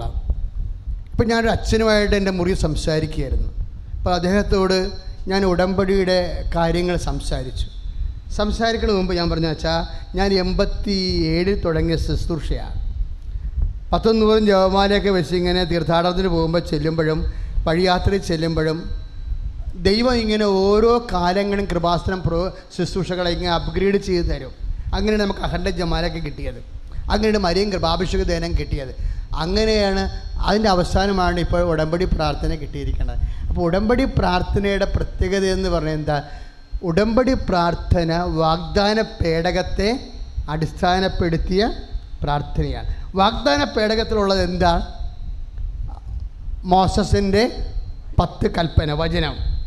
രണ്ടാമത്തെ എന്താണ്? അഹറോൻ്റെ ഉണങ്ങിയ വടി പൂത്തതിൻ്റെ അടയാളം. മൂന്നാമത്തത് എന്താണ്? ആകാശത്തിലെ അപ്പം. ജനങ്ങൾക്ക് വിശക്കണമെന്ന് പറഞ്ഞപ്പോൾ മോസസ് പറഞ്ഞു, നിങ്ങൾ അറിയാത്ത ഭക്ഷണം ആകാശത്തുനിന്ന് കർത്താവ് തരും. അപ്പോൾ എപ്പോഴും നമ്മൾ സംഭവിക്കണം എന്തറിയാമോ? നിങ്ങളുടെ മക്കളെ പഠിപ്പിക്കാൻ, അതുപോലെ നിങ്ങളുടെ ജീവിത മാർഗങ്ങളെ വീട് വെക്കാൻ സ്ഥലമില്ലാത്തവർ, ഇങ്ങനെ കുറേ കാര്യം ബുദ്ധിപരമായിട്ട് ആലോചിച്ചാൽ ഒരെത്തും പിടിയും കിട്ടത്തില്ല. ഉടമ്പടി ബുദ്ധിപരമായിട്ട് ആലോചിക്കണതല്ല, ഉടമ്പടി സ്നേഹപരമായിട്ട് വിശ്വസിക്കുന്നതാണ്. ഉടമ്പടി ബുദ്ധിപരമായി ആലോചിക്കുന്നതല്ല. നിങ്ങൾ ബുദ്ധിപരമായിട്ട് ആലോചിക്കരുതെന്നാണ് അച്ഛൻ്റെ അഭിപ്രായം. കാര്യം എന്താണ്? ബുദ്ധിപരമായിട്ട് ആലോചിക്കാൻ വേണ്ടി നമ്മൾ ഒരു ഓൾജിബ്ര ഇക്വേഷനുമായിട്ടല്ല ബന്ധപ്പെടുന്നത്. നമ്മൾ ബന്ധപ്പെടുന്നത് നമുക്ക് വേണ്ടി മരിച്ച് ഉയർത്തെഴുന്നേറ്റ സ്നേഹത്തിൻ്റെ സാന്നിധ്യമായ ദൈവവുമായിട്ടാണ്. കൈ അടിച്ചു കർത്താവ്. ഈ പരിശുദ്ധാത്മാവിൻ്റെ ആവാസനം എപ്പോഴുണ്ടാകുന്നു, എന്തിനുണ്ടാകുന്നു എന്നുള്ളതിനാണ് ഉടമ്പടി ഫോർമുല മറുപടി നൽകണത്. പരിശുദ്ധാത്മാവിൻ്റെ ആവാസനം, ദൈവശക്തിയുടെ ആവാസനം എപ്പോഴുണ്ടാകുന്നു, എന്തിനുണ്ടാകുന്നു? നമുക്ക് പറ്റാത്ത പണി, നമുക്ക് ചെയ്യാനാവാത്ത കാര്യങ്ങൾ, വൈദ്യശാസ്ത്രത്തിന് സുഖപ്പെടുത്താൻ പറ്റാത്ത രോഗങ്ങൾ, നമ്മുടെ ജന്മത്തിൽ നമുക്ക് പരിഹരിക്കാൻ പറ്റാത്ത സാമ്പത്തിക കടങ്ങൾ, ഇങ്ങനെ പല പല കാര്യങ്ങളും നമുക്ക് ചെയ്യാൻ പറ്റാത്തതുകൊണ്ട് നിങ്ങൾക്ക് തോന്നുന്നുണ്ടോ എല്ലാം നമുക്ക് ചെയ്യാൻ പറ്റുമെന്ന്? നിങ്ങൾക്ക് തോന്നുന്നുണ്ടോ നിങ്ങളിന്ന് അനുഭവിക്കുന്ന എല്ലാ പ്രശ്നങ്ങൾക്കും നിങ്ങൾക്ക് നിങ്ങളുടെ ജന്മത്തിൽ നിങ്ങളുടെ കഴിവ് കൊണ്ട് പരിഹരിക്കാൻ പറ്റുമെന്ന്? ഇല്ല എന്ന് നമ്മൾക്ക് അറിയണ മുമ്പ് ദൈവത്തിന് അറിയാമായിരുന്നു. നിൻ്റെ കടങ്ങളൊന്നും നിന്നെക്കൊണ്ട് പരിഹരിക്കാൻ പറ്റത്തില്ലെന്ന്. നീ ഇന്ന് അനുഭവിക്കുന്ന പ്രശ്നങ്ങൾ, നിൻ്റെ മക്കളുടെ കള്ളത്തരവോ അവിടെ ലഹരി പദാർത്ഥങ്ങളുടെ ഉപയോഗമോ അല്ലെങ്കിൽ നിൻ്റെ തന്നെ ലഹരി പദാർത്ഥങ്ങളുടെ ഉപയോഗമോ സാമ്പത്തിക ബാധ്യതകളോ കടങ്ങളോ കള്ളക്കേസുകളോ നല്ല കേസുകളോ എന്ത് കേസുകളോ പാകുടമ്പടിയോ ഇങ്ങനെ നാനാവിധത്തിലുള്ള പ്രശ്നങ്ങൾ നിന്നെക്കൊണ്ട് പരിഹരിക്കാൻ പറ്റത്തില്ലെന്ന് നിനക്ക് മുമ്പേ അറിയാവുന്ന ആരാണ്? നിൻ്റെ ദൈവത്തിനാണ്. ഇല്ലേ? മനുഷ്യൻ്റെ ജീവിതത്തിൽ അവന് പരിഹരിക്കാൻ പറ്റാത്ത പ്രശ്നങ്ങളുണ്ട്. എനിക്ക് തോന്നുന്നത് ഒരു 70% പ്രശ്നങ്ങളും നമുക്ക് പരിഹരിക്കാൻ പറ്റാത്തതാണ്. നമ്മുടെ ജീവിതത്തിലുള്ള 70% പ്രശ്നങ്ങളും നമുക്ക് പരിഹരിക്കാൻ പറ്റാത്തതാണ്. ആ പരിഹരിക്കാൻ പറ്റാത്ത പ്രശ്നങ്ങൾ വരുമ്പോൾ നമ്മൾ എങ്ങനെ സംഭവിക്കും, എന്ത് ചെയ്യുമെന്നൊക്കെ ഓർത്ത് വിഷമിച്ച് നമ്മൾ ഗ്യാസ് അൾസർ പിടിക്കേണ്ട ഒരു കഥയുമില്ല. എന്താ കാര്യം? അതിനാണ് ഈ വാഗ്ദാന പേടകം തന്നിരിക്കുന്നത്. മോസസ് ചോദിച്ചതാണ്, ഈ ജനങ്ങളെ കൊണ്ട് പറ്റുമോ ജെറീക്കോ കോട്ട പിടിക്കാൻ? ഈ ജനങ്ങളെ കൊണ്ട് പറ്റുമോ ജോർദാൻ വറ്റിക്കാൻ? പറ്റത്തില്ല എന്ന് ദൈവത്തിനറിയാകൊണ്ട് ദൈവം പറഞ്ഞു, നിങ്ങളെ ചെയ്യണ്ട, ഞാൻ ചെയ്യും, ഞാൻ നിങ്ങളുടെ കൂടെ വരും. നിങ്ങളെന്ത് ചെയ്യണം? നിങ്ങൾ എൻ്റെ കൽപ്പനകൾ പാലിക്കണം. എൻ്റെ മുമ്പാകെ നടന്ന് വിശുദ്ധി വ്യാപരിക്കാൻ വേണ്ടി 17:1 അനുസരിച്ചുകൊണ്ട് എബ്രാഹത്തിന് ഉടമ്പടി ചെയ്തപ്പോൾ സന്താനവും സ്ഥലവും കൊടുത്തപ്പോൾ ദൈവം പറഞ്ഞത് നീ എൻ്റെ മുമ്പാകെ നടക്കുക, വിശുദ്ധി പാലിക്കാനാണ് പറഞ്ഞത്. പക്ഷേ മോസസിനോട് പറഞ്ഞപ്പോഴെന്താ? നീ എൻ്റെ മുമ്പാകെ നടന്നാൽ പോരാ, നിൻ്റെ ജനതയെല്ലാം എൻ്റെ മുമ്പാകെ നടക്കണം. അവർ വ്യഭിചരിക്കരുത്, കക്കരുത്, മോഷ്ടിക്കരുത്, മാതാപിതാക്കന്മാരെ ബഹുമാനിക്കണം. 10 കൽപ്പനകൾ കൊടുത്തു. എന്തിനാണെന്ന് അറിയുന്നത്? നമ്മുടെ വിശുദ്ധീകരണത്തിനാണ്. അങ്ങനെ വിശുദ്ധീകരിക്കപ്പെട്ട് കഴിഞ്ഞാൽ എന്താണ്? ഞാൻ നിങ്ങളുടെ കൂടെ വരും. ദൈവത്തിൻ്റെ സാന്നിധ്യം ഉറപ്പുവരുത്താൻ ദൈവത്തിൻ്റെ കൽപ്പനകൾ പാലിക്കുമ്പോഴേ എന്ത് സംഭവിക്കുന്നു?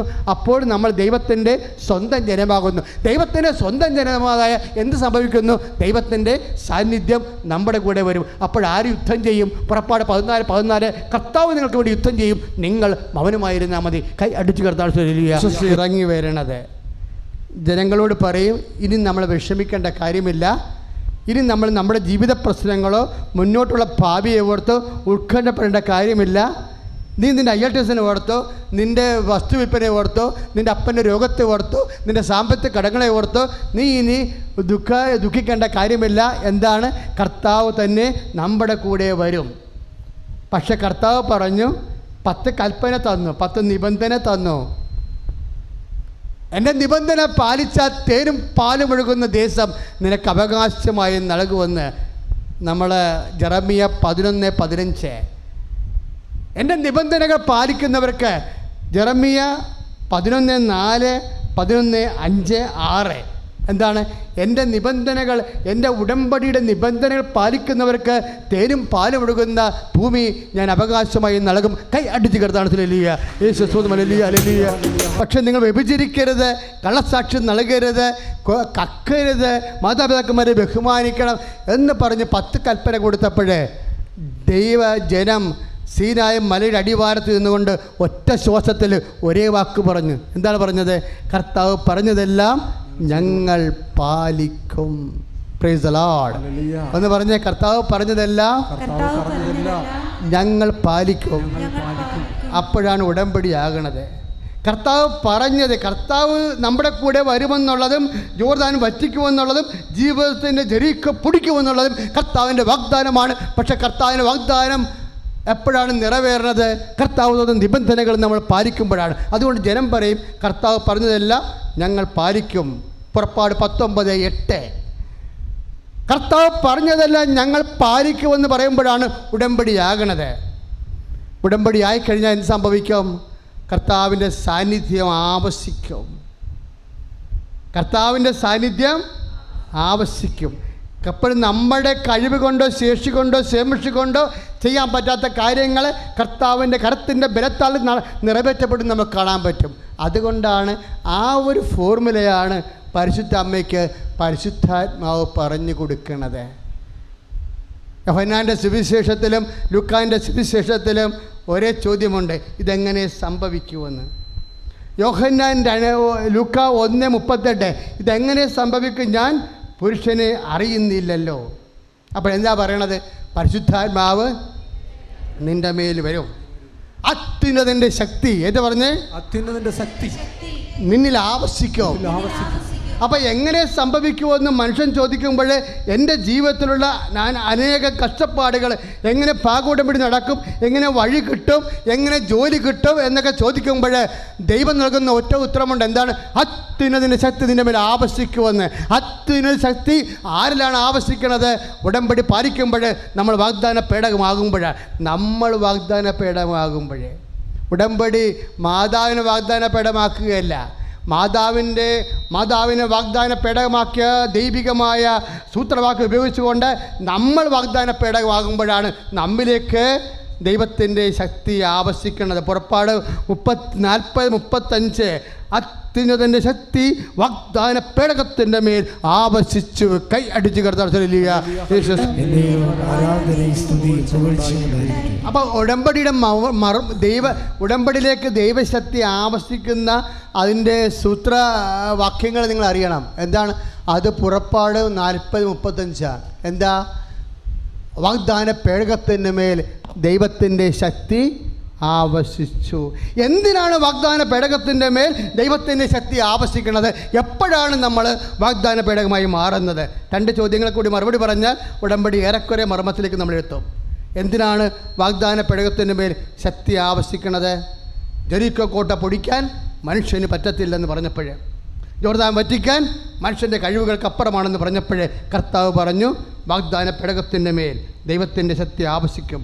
നിങ്ങളായിരിക്കത്തില്ല, ഞാനായിരിക്കും നിങ്ങളുടെ കൂടെ സഞ്ചരിക്കുക. അമ്മയും അതാണല്ലോ ചോദിച്ചത്. ഇതെങ്ങനെ സംഭവിക്കും? ഞാൻ പുരുഷനെ അറിയുന്നില്ലല്ലോ. അപ്പോഴെന്താ പറഞ്ഞത്? നീ വാഗ്ദാന പേടകമാകുക.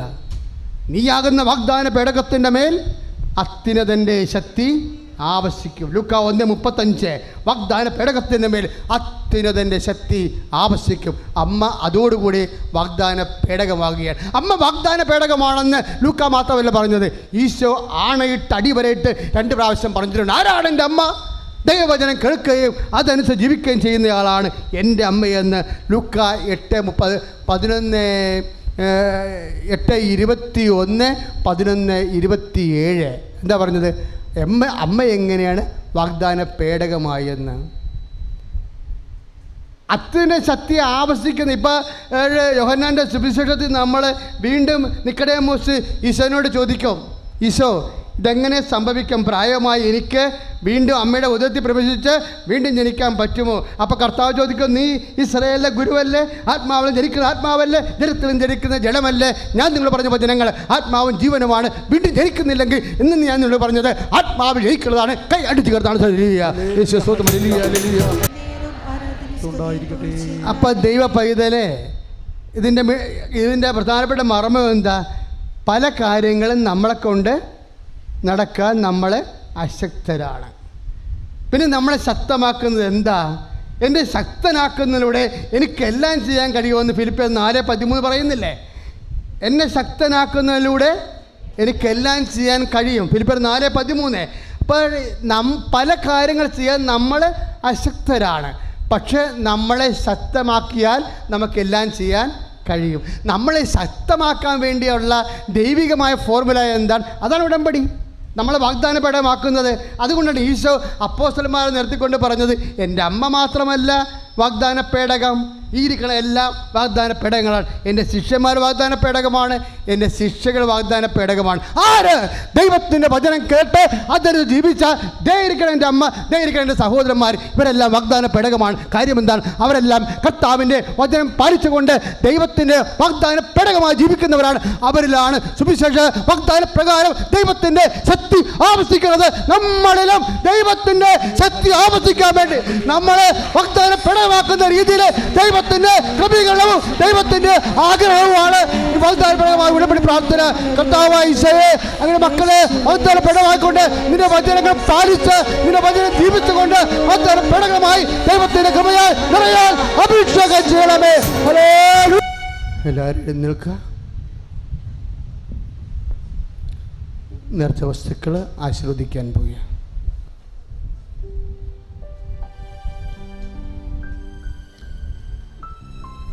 സന്തോഷത്തോടെ എഴുന്നേൽക്കുക.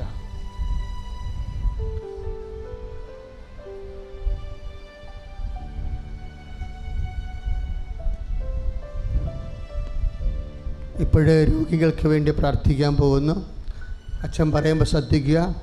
നമ്മൾ കൊടിയ അഭിഷേകത്തിൽ നിന്ന് നിങ്ങൾ വാഗ്ദാന പേടകമായി നിങ്ങളുടെ വാഗ്ദാന പേടകത്തിന് മേൽ കർത്താവിൻ്റെ ശക്തി അതിനതിൻ്റെ ശക്തി ആവശ്യിക്കുന്ന സമയമാണ്. നിങ്ങളിപ്പോൾ ചെയ്യേണ്ട കാര്യങ്ങൾ അച്ഛൻ പറഞ്ഞു തരാം. ഇപ്പോൾ ഒരു മോൾ സാക്ഷ്യം പറഞ്ഞില്ലേ, അച്ഛാ എനിക്ക് TBയുടെ അറ്റാക്ക് ആണ്, TBയുടെ എന്ത് സൂചന ഉണ്ടെന്ന് തോന്നാമെന്ന് പറഞ്ഞില്ലേ. അപ്പോൾ ഞാൻ പറഞ്ഞു മോളെ ഒരു കുഴപ്പം ഉണ്ടാകത്തില്ലെന്ന് പറഞ്ഞുകൊണ്ട് അവളുടെ മുതുകത്ത് തൊട്ടില്ലേ. കൈവെപ്പെന്ന് പറയണത് ഇപ്പോഴെ തുടങ്ങിയതല്ല, കർത്താവിൻ്റെ അനുഗ്രഹം കൈമാറാൻ വേണ്ടിയുള്ള ഭൗതികമായ മാധ്യമമാണ് കൈവെപ്പ്. അത് കർത്താവിൽ വിശ്വസിച്ചുകൊണ്ട് നീ ഇപ്പോൾ കൈവെക്കണം. അത് മർക്കോസിൻ്റെ 16-17 അനുസരിച്ച് കൊണ്ട് വിശ്വസിക്കുന്നതിൻ്റെ കൂടെ ഈ അടയാളം ഉണ്ടായിരിക്കും. അതുകൊണ്ട് നീ കൈവെക്കേണ്ട എവിടെയാണെന്ന് അറിയാവോ? നിനക്ക് ഉദരരോഗം ഉണ്ടെങ്കിൽ നീ ഉദരത്തിൽ കൈവെക്കണം. ഏതാണ് നിന്നെ ഏറ്റവും കൂടുതൽ വേദനിപ്പിക്കുന്ന രോഗം, അവിടെ കൈവെക്കണം. നിനക്ക് ബ്രസ്റ്റ് ക്യാൻസർ ഉണ്ടെങ്കിൽ നീ ഇപ്പോൾ ബ്രസ്റ്റ് ബ്രസ്റ്റേ കൈവെക്കണം. നിനക്ക് നടുവേദനയാണെങ്കിൽ നീ നടുവിനെ കൈവെക്കണം. നിങ്ങൾക്കറിയാമല്ലോ, സാക്ഷ്യം നോക്കിയാൽ മനസ്സിലാകും, ശരീരത്തിൻ്റെ ഈ എല്ലാ രോഗങ്ങളെയും കൃപാസനത്തിൻ്റെ മണ്ണിലമ്മ സുഖപ്പെടുത്തും. അത് നമ്മൾ കേട്ടുകേൾവി പോലും ഇല്ലാത്തൊരു കാര്യം ഞാൻ നിങ്ങൾക്ക് വേണ്ടി ചെയ്യുമെന്ന് പറഞ്ഞിട്ടില്ലേ.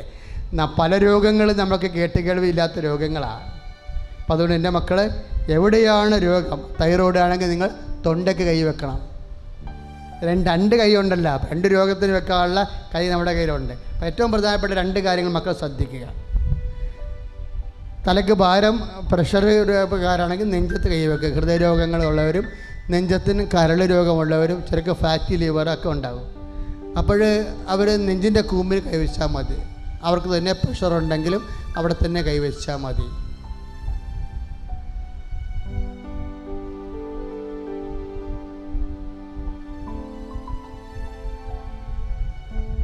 കിഡ്നി രോഗികൾ മുതുകിന് കൈവെക്കണം. ഒരു കൈവച്ചാൽ മതി. കീഴ്മുതുകിന്, മുകളിലല്ല, കീഴ്മുതുക് പതകിനാണ് കിഡ്നിയുടെ ഭാഗം.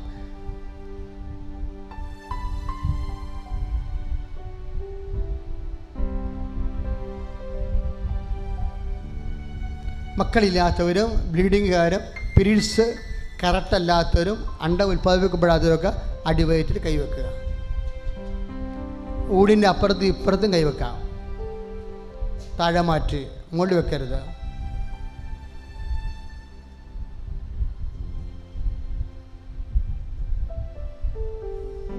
ഇനി അച്ഛൻ പറയാത്ത എന്തെങ്കിലും രോഗങ്ങളുണ്ടെങ്കിൽ ആ പറയാത്ത രോഗങ്ങൾ, ചിലപ്പോൾ കണ്ണിൻ്റെ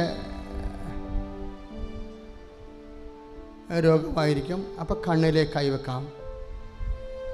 അച്ഛൻ പ്രാർത്ഥിച്ചുകൊണ്ട് നിൽക്കുന്ന സമയത്ത് എൻ്റെ മക്കൾക്ക് കൈ മാറ്റി മാറ്റി വെക്കാം.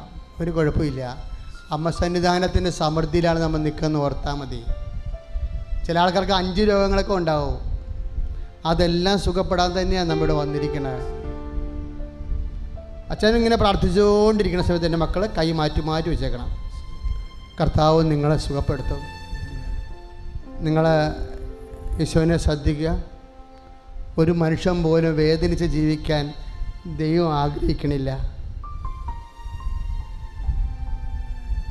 എന്നിട്ട് കർത്താവിനോട് ഞാൻ പറയണ പോലെ പറയണം.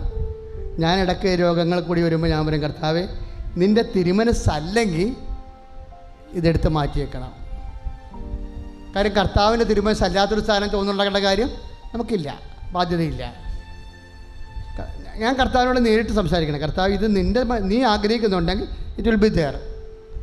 ഞാനത് പറ്റണവരെ സഹിച്ചോളാം.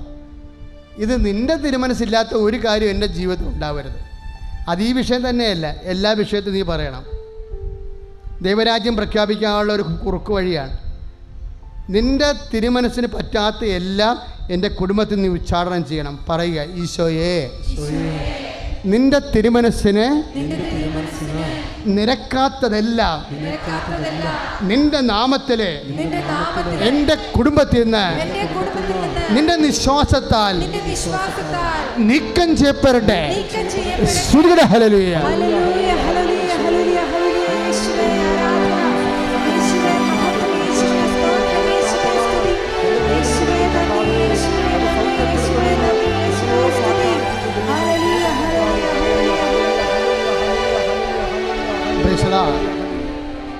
മക്കളെ, ഇനി സ്തുതിപ്പിൻ്റെ പ്രാർത്ഥനയുടെ സമയമാണ്.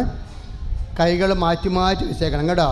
കാര്യം ഒരു മനുഷ്യൻ പോലും ആവശ്യമില്ലാതെ വേദനിച്ച് നടക്കാൻ, നീയൊക്കെ സന്തോഷത്തോടെ ജീവിക്കാനാണ്, നിങ്ങളും ഞാനുമൊക്കെ സന്തോഷത്തോടെ ജീവിക്കാനാണ് ദൈവം ആഗ്രഹിക്കുന്നത്. സന്തോഷം എന്നുള്ള വാക്ക് കർത്താവ് വല്ലാണ്ട് ഉപയോഗിക്കുന്ന ഒരു വാക്കാണ്. നിങ്ങളുടെ സന്തോഷം ആരും നിങ്ങളിൽ നിന്ന് എടുത്ത് കളയല്ലേ എന്ന് ഈശോ പറഞ്ഞിട്ടുണ്ട് 16:22.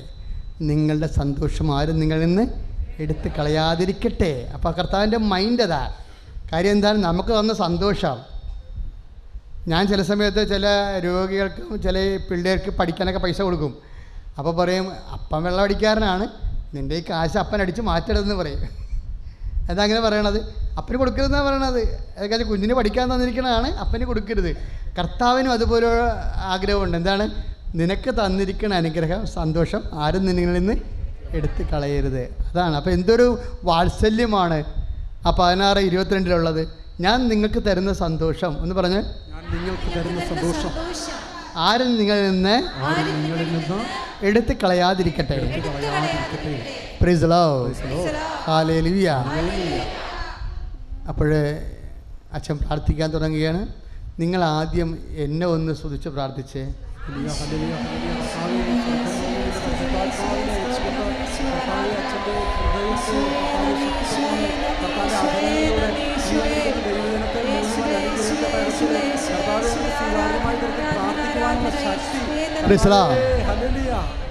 ഇനി നിങ്ങൾ പ്രാർത്ഥിക്കുമ്പോൾ നിങ്ങൾക്ക് വേണ്ടി ഞാൻ പ്രാർത്ഥിച്ചോളാം. നിങ്ങൾ മറ്റുള്ളവർ കുറേ പേരുണ്ട് ഇവിടെ, രോഗികളായിട്ടുള്ളവരുണ്ട്. അവർ ഇവിടെ വന്ന് സാക്ഷ്യം പറയണമെന്നല്ല ഞാൻ ഉദ്ദേശിക്കുന്നത്, അവരാശ്വാസത്തോടെ ജീവിക്കണമെന്നാണ് ഉദ്ദേശിക്കുന്നത്. രോഗികളായിട്ടുള്ളവരുണ്ട്, പലതരത്തിലെ വീട് സ്ഥലവും ഇല്ലാതൊക്കെ ഇങ്ങനെ പറാപറന്തരായിട്ട് മക്കളുടെ മുമ്പിൽ നാണം കെടുന്ന മാതാപിതാക്കന്മാരുണ്ട്. അതൊക്കെ സങ്കടകരമാണ് അവസ്ഥ. പെൺകുഞ്ഞുങ്ങളൊക്കെ വലുതായി വയ്ക്കുമ്പോൾ നമ്മൾ ഓരോ മാസം വാടകയ്ക്ക് ഓരോ വീട്ടിൽ ഇങ്ങനെ നടക്കണം എന്ന് പറയുമ്പോൾ ഹൗ ക്യാൻ ബി ബേ? അതൊന്നും പറ്റത്തില്ല. അത് കർത്താവിനോട് പറയണം, അത് പറ്റത്തില്ല. അഭിമാനത്തോട് ജീവിക്കണം. ചുമ്മാ ജീവിച്ചൊരു കാര്യമില്ല. ഞാൻ നിൻ്റെ രക്തത്താൽ വീണ്ടെടുക്കപ്പെട്ടവളാണ്. അതുകൊണ്ട് നിൻ്റെ മകൾ, നിൻ്റെ മകൻ, നിൻ്റെ മകനെപ്പോലെയും മകളെപ്പോലെയും അഭിമാനത്തോടെ ജീവിക്കണം. ഒന്ന് പറഞ്ഞേ, കർത്താവായ ദൈവമേ, ഞങ്ങളുടെ മാനം കാക്കാൻ മാനക്കേടായി മരിച്ചവനെ, നിന്റെ മകളും നിന്റെ മകനും അഭിമാനത്തോട് ജീവിക്കാൻ തടസ്സമായ ഭൗതിക പ്രാതികൂല്യങ്ങള് യേശുനാമത്തിൽ എൻ്റെ കുടുംബത്തിൽ നിന്ന് വിട്ടുമാറട്ടെ. കൊല്ലം കൂടി കഴിക്കുമ്പോൾ വേറെ രോഗം വരും. പിന്നെ കുറച്ച് കഴിയുമ്പോൾ ഇയാൾ ചത്തും പോകും. കാരണം ചാകണ വരെ എന്തെങ്കിലും കഴിച്ച് കിടക്കട്ടെ എന്നായിരിക്കും ചിലപ്പോൾ ഡോക്ടർ വിചാരിച്ചിരിക്കണത്. മനസ്സിലായി? നിന്നോട് ഒത്തിരി സ്നേഹം കാണിക്കുമ്പോൾ ഓർക്കണം, ഡോക്ടർ നിന്നെക്കുറിച്ച് തീരുമാനമായിട്ടുണ്ടെന്ന്. കർത്താവാണ് അവസാനത്തെ തീരുമാനം. ആരുടേതാണ്? കർത്താവിൻ്റെതാണ്. അതുകൊണ്ട് കൂടുതലും മരുന്ന് വർഷങ്ങളായിട്ട് കഴിക്കുന്നവരാണ് ആദ്യം പ്രാർത്ഥിക്കാൻ പോകുന്നത്. അവിടെ മരുന്ന് കഴിക്കൽ എന്തുകൊണ്ട് അവസാനിപ്പിക്കുക? ഇന്നൊരു സാക്ഷ്യം പറഞ്ഞു കേട്ടില്ലേ? ഇല്ലേ? എന്താ പറഞ്ഞത്? പിന്നെ മരുന്ന് കഴിക്കേണ്ടി വന്നിട്ടില്ല. ഞാൻ 6 മരുന്ന് കഴിക്കുന്ന ആളാണ്, പിന്നെ മരുന്ന് കഴിക്കേണ്ടി വന്നിട്ടില്ല, എനിക്ക് ആ രോഗവുമില്ലെന്ന്. അല്ലേ? പ്രാർത്ഥിച്ചേ, കർത്താവായ ദൈവമേ, കൂടുതൽ മരുന്നുകൾ മാറി മാറി കഴിക്കുന്നവരെ മാറാത്ത രോഗങ്ങളിൽ നിന്ന് കർത്താവിൻ്റെ വിശുദ്ധമായ രക്തത്താൽ ഈ നിമിഷം പൂർണ്ണമായി സൗഖ്യം പ്രാപിക്കട്ടെ. സ്തുതിയുടെ ഹല്ലേലൂയ.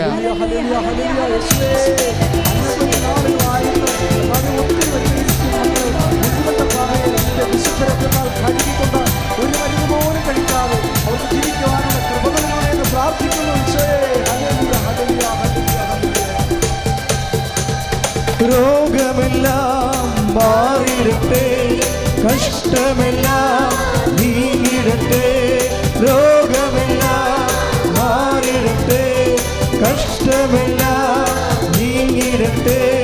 തിരുമുറിവിനാൽ സുഖപ്പെടട്ടെ, തിരുമുറിവിനാൽ സുഖപ്പെടട്ടെ. പരിശുദ്ധ പരമദിവ്യകാരുണ്യത്തിന് ആരാധനയും സ്തുതിയും ഇനിയിപ്പോൾ നേരത്തെ പറഞ്ഞ പോലെ സർവാംഗ രോഗങ്ങൾക്ക് വേണ്ടി മാറി മാറി പ്രാർത്ഥിക്കാൻ പോവുകയാണ് നിങ്ങൾ. അതുപോലെ തന്നെ ശരീരത്തിൻ്റെ വ്യത്യസ്തങ്ങളായ മേഖലകളിൽ കൈ മാറ്റി മാറ്റി വെച്ചുകൊണ്ടിരിക്കണം, സ്തുതിച്ചുകൊണ്ടിരിക്കണം കേട്ടോ. സ്തുതിയുടെ ഹല്ലേലൂയ.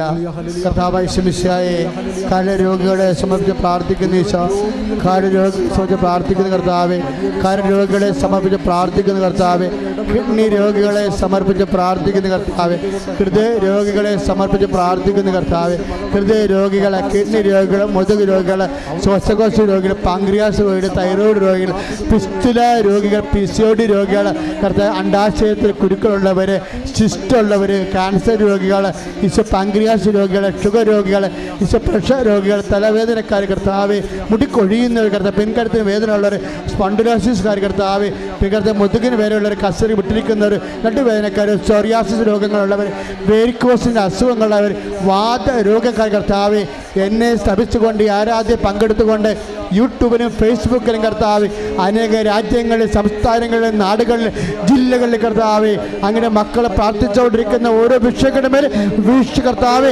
പ്രകാശം വീശട്ടെ. യേശു ക്രിസ്തു നാമത്തെ ക്ഷയരോഗങ്ങൾ, ക്യാൻസർ രോഗങ്ങൾ, മാരക രോഗങ്ങൾ, മാരാരോഗങ്ങൾ, തീരാവേദികൾ യേശു നാമത്തിൽ മാറിപ്പോടാ.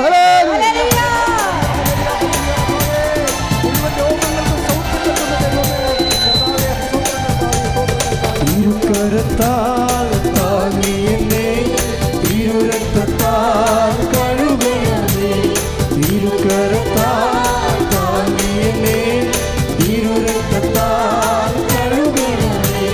പെരുമഴ പോൽ പെയ്യട്ടെ, പെരുമഴ പോൽ പെയ്യട്ടെ, യേശുവിൻ രക്തം, യേശുവിൻ രക്തം, യേശുവിൻ തിരുരക്തം, യേശുവിൻ രക്തം, യേശുവിൻ രക്തം, യേശുവിൻ തിരുരക്തം. പരിശുദ്ധ പരമദിവ്യകാരുണ്യത്തിന്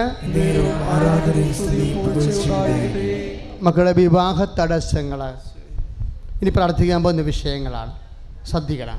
രോഗമല്ലാത്ത എല്ലാ ഭൗതിക മണ്ഡലങ്ങളിലും നമ്മൾ അനുഭവിക്കുന്ന വിഷയങ്ങൾ, ഉടമ്പടി ചെയ്തിരിക്കുന്ന വിഷയങ്ങൾ, വിവാഹ തടസ്സങ്ങൾ, മക്കൾ ഇല്ലാത്തവരെ, പിന്നെ വീടില്ലാത്തവർ, സ്ഥലമില്ലാത്തവർ, ഭാഗോടമ്പടി നടക്കാത്തവർ, വരുമാന മാർഗ്ഗം ഒന്നുമില്ലാത്തവർ, സാമ്പത്തിക കടങ്ങളാൽ വിഷമിക്കുന്നവർ, ചുറ്റോട് ചുറ്റും അതിർത്തി തർക്കങ്ങളുള്ളവർ, വഴിയില്ലാത്തവർ, വെള്ളമില്ലാത്തവർ,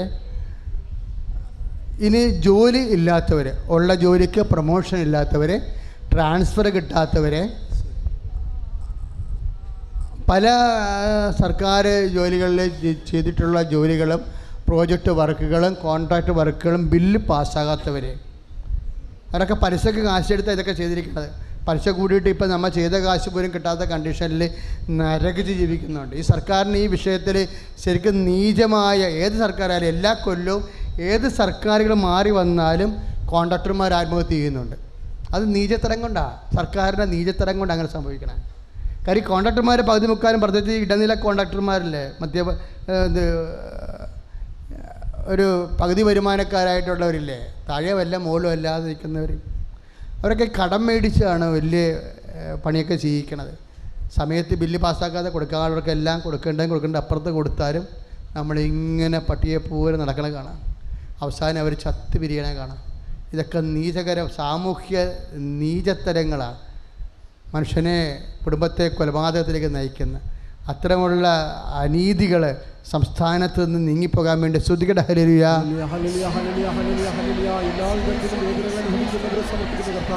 സ്വന്തമായി വീടില്ലാത്തവരെ സമർപ്പിക്കുന്ന കർത്താവേ, സ്വന്തമായി വരുമാനമില്ലാത്തവരെ സമർപ്പിക്കുന്ന കർത്താവേ, കർത്താവേ ഒത്തിരിയായ പ്രശ്നങ്ങളിൽ അകപ്പെട്ട് കഴിയുന്ന മക്കൾ, കർത്താവേ ആത്മഹത്യയുടെ വരമ്പിൽ നിൽക്കുന്ന മക്കളെ പ്രാർത്ഥിക്കുന്നു കർത്താവേ. അപ്പോൾ വീണ്ടും ഭാഗോടമ്പടി നടക്കാത്തവരെ, അതുപോലെ തന്നെ സർട്ടിഫിക്കറ്റുകൾ, പ്രമാണങ്ങൾ, പട്ടയങ്ങളൊക്കെ നഷ്ടപ്പെട്ടു പോയവരുണ്ട്. നഷ്ടപ്പെട്ടു പോയവർ, സർട്ടിഫിക്കറ്റുകൾ നഷ്ടപ്പെട്ടു പോയവരും കിട്ടാത്തവരുണ്ട്. ഇപ്പോൾ ഇന്നത്തെ സാക്ഷ്യം കേട്ടില്ലേ, സർട്ടിഫിക്കറ്റ് ഉപരി വിദ്യാഭ്യാസത്തിൻ്റെ സമയം വന്നപ്പോൾ സർട്ടിഫിക്കറ്റ് കിട്ടാണ്ടായി. പക്ഷേ ഉടമ്പടി ചെയ്തപ്പോൾ അമ്മ അത് ലൈറ്റ്നിങ് സ്പീഡിലാണ് സർട്ടിഫിക്കറ്റ് കൊടുത്തത്. അപ്പോൾ ഉടമ്പടിയിൽ എല്ലാം ഉടമ്പടിയുടെ കീഴിലുള്ള വിഷയങ്ങളാണ്. അപ്പോൾ ഇതുപോലെയുള്ള ഇനി മിണ്ടാണ്ടിരിക്കുന്ന കുടുംബങ്ങൾ, ചില ആൾക്കാർ കിട്ടാനുള്ള, ഇപ്പോൾ ചില ആൾക്കാർക്ക് സ്വഭാവം ഉണ്ടല്ലോ, വീട്ടിലെ പെൺമക്കളുടെ കല്യാണങ്ങളെല്ലാം കഴിഞ്ഞ് കഴിഞ്ഞാൽ പിന്നെ വേറെ കല്യാണത്തിനൊന്നും അവർ പോകത്തില്ല. ചില ആൾക്കാരുടെ സ്വഭാവങ്ങളാണ്. ഉടമ്പടി ക്രിസ്ത്യാനി പുറത്തേക്കാണ്. വീട്ടിലെ പെമ്മക്കളുടെ കല്യാണങ്ങളെല്ലാം കഴിഞ്ഞാൽ പിന്നെ വേറെ കല്യാണത്തിനൊന്നും അവർ പോകത്തില്ല. എന്താ കാര്യം? കയ്യിൽ നിന്ന് കാശ് പോകണമുണ്ട്. വീട്ടിൽ പെമ്മക്കളുള്ള കാരണം കയ്യിൽ നിന്ന് കാശ് കിട്ടാൻ വേണ്ടി എല്ലാ കല്യാണത്തിനും പോകും. അപ്പോൾ ഇങ്ങനെയുള്ള ഈ ദുഷ്ടവർഗ്ഗങ്ങളൊന്നും ഉടമ്പടിയുടെ വിഷയത്തിലുള്ളതല്ല. നിങ്ങളെപ്പോഴും ശ്രദ്ധിച്ചേക്കണം. ആ ദൈവത്തിനെ പറ്റിക്കരുത്. മനുഷ്യനെ പറ്റിക്കുന്നതും ദൈവത്തിനെ പറ്റിക്കുന്നതും ഒരുപോലെ തന്നെയാണ്. കാര്യം അതൊന്നും ഉടമ്പടിക്ക് ചേർന്ന മാനസിക അവസ്ഥകളല്ല. നിങ്ങൾ ദൈവത്തിൻ്റെ അനുഗ്രഹം നിങ്ങളിലേക്ക് വരുന്നതിനെ പ്രകടമായ പാപങ്ങൾ മാത്രമല്ല അടിയൊഴുക്കിൻ്റെ മനോഭാവങ്ങളും ചോദ്യം ചെയ്യപ്പെടേണ്ട വിഷയങ്ങളാണ്, ചോദനയ്ക്കുള്ള വിഷയങ്ങളാണ്. അപ്പം അതുകൊണ്ട് ദൈവത്തിന് നിരക്കാത്ത നിലപാടോ സമീപനമോ എന്തെങ്കിലുമൊക്കെ മനസ്സിലുണ്ടെങ്കിൽ അതൊക്കെ അറിയാണ്ടാണെങ്കിലും അഴിച്ചു കളയാൻ നോക്കണം. അച്ഛൻ പ്രാർത്ഥിക്കാൻ തുടങ്ങുകയാണ്. എല്ലാ ഇല്ലായ്മകൾക്കും പോരായ്മകൾക്കും അവർക്ക് വീഞ്ഞില്ല എന്ന് പറയുമ്പോഴേ അവരുടെ അഭിമാനം മുറിവേൽക്കപ്പെടാൻ പോകുന്നു. സമൂഹത്തിൻ്റെ മുമ്പിൽ അവർ കൊച്ചാകാൻ പോകുന്നു തന്നെ എൻ്റെ അർത്ഥം. നമ്മളെ സമൂഹത്തിന് മുമ്പിൽ കൊച്ചാക്കാൻ അമ്മ ഉള്ളിടത്തോളം കാലം അമ്മ അനുവദിക്കത്തില്ലെന്ന് പറഞ്ഞുകൊണ്ടാണ് സുവിശേഷം തുടങ്ങുന്നത്. അതുകൊണ്ട് ഞങ്ങളുടെ അഭിമാനത്തിൻ്റെ സംരക്ഷക. ഇപ്പോൾ നമ്മൾ ശരിക്കും പറഞ്ഞാൽ ഒത്തിരി കാര്യങ്ങൾ ലുത്തീനിയായി വിളിച്ച് പറയുന്നുണ്ട്. പലതും പല ആൾക്കാർക്കും മനസ്സിലായിട്ടില്ല. പക്ഷേ ഏറ്റവും വിളിച്ച് പറയേണ്ട ഒരു കാര്യം എന്താണ്? അമ്മേ, ഞങ്ങളുടെ അഭിമാനത്തിൻ്റെ സംരക്ഷകയെ ഞങ്ങൾക്ക് വേണ്ടി അപേക്ഷിക്കണമേ. പ്രാർത്ഥിക്കുക. കർത്താവായ ദൈവമേ, ഇപ്പോൾ ഞങ്ങൾ പ്രാർത്ഥിക്കാൻ പോകുന്ന എല്ലാ വിഷയങ്ങളുടെ മേലും ജീവിതത്തിൻ്റെ ഭൗതിക സാഹചര്യങ്ങളുടെ മേൽ പരിശുദ്ധ അമ്മയുടെ മധ്യസ്ഥത്താൽ കർത്താവിൻ്റെ ശക്തി നിറയട്ടെ. സ്തുതിക്കട്ടെ. ഹല്ലേലൂയ.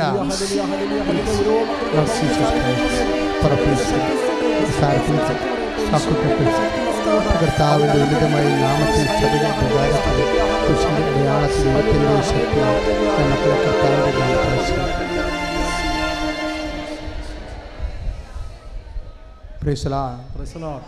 നേർച്ച വസ്തുക്കൾ എടുക്കുക.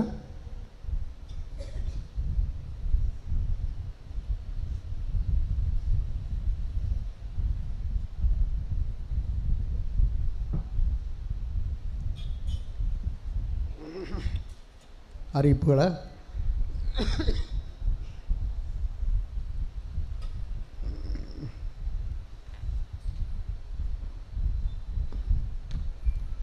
പ്രിയമുള്ളവരെ, പത്രം വാങ്ങിച്ചിട്ടാണ് പോകുന്നത്. എപ്പോഴും ഓർക്കുക, കൃപാസനത്തിൽ പത്രം വാങ്ങിക്കുക എന്ന് വെച്ച് കഴിഞ്ഞാൽ പ്രേക്ഷിത പ്രവർത്തനമാണ്. അല്ല, ഒന്നും രണ്ടും പത്രം കൊടുക്കേണ്ടേയും കാര്യമില്ല, നിങ്ങൾ വാങ്ങിക്കേണ്ടേയും കാര്യമില്ല.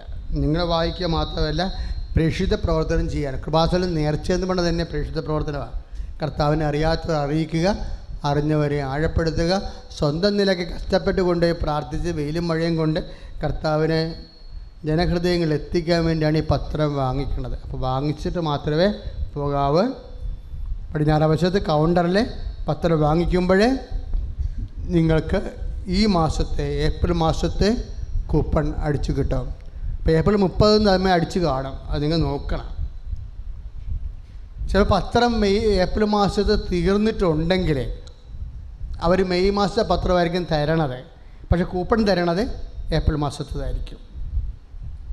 കാര്യം പത്രം ഏപ്രിൽ മാസത്തെ